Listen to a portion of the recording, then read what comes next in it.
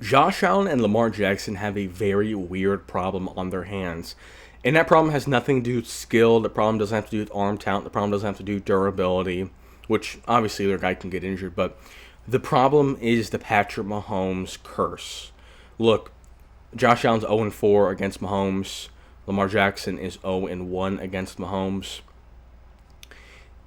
The issue that both these guys face, Lamar Jackson and Josh Allen, both are going to have most likely dominant regular seasons. They both have been MVPs in the past. Josh Allen last year, Lamar Jackson the year before, and Lamar Jackson as well earlier in his career.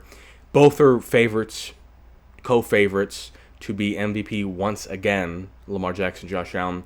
And I wouldn't be surprised if they're the 1 and 2 seed. I think my Baltimore Ravens, I'm a Ravens fan, I think they will end up being the 1 seed, 15-2, 16-1, 14-3, one of those in that kind of upper echelon of one of the greatest teams ever.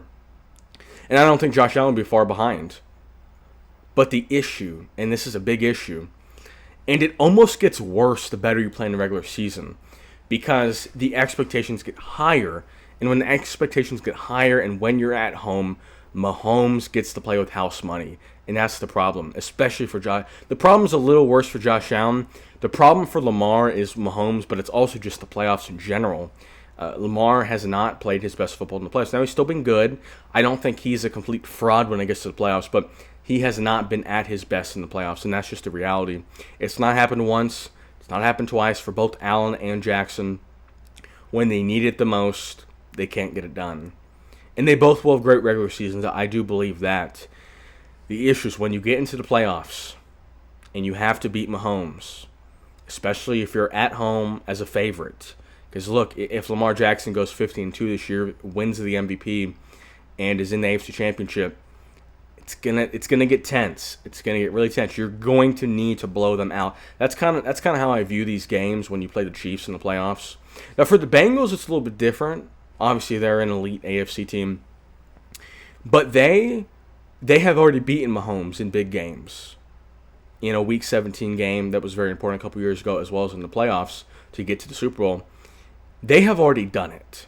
So although the Ravens and the Bills are better football teams, and Josh Allen and Lamar Jackson are better quarterbacks in my opinion, I don't think they have Joe Burrow doesn't have the same monkey on his back that Josh Allen and Lamar Jackson have.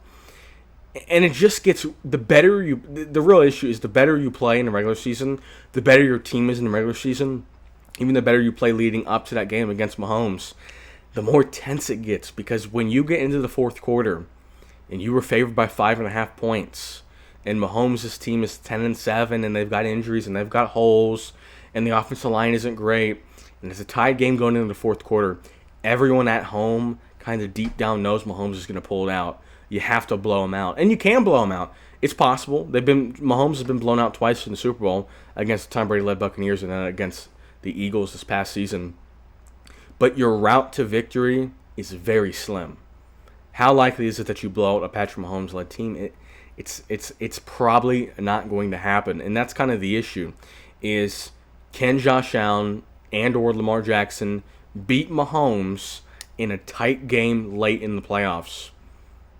Whether or not you think Allen and Jackson are better and more talented and more skillful, which I do think they are, you know Mahomes is going to make the play or not make the mistake. One of those two things. Either Mahomes is going to make just enough plays to get it done, or Josh Allen or Lamar Jackson is going to make that one mistake that costs them.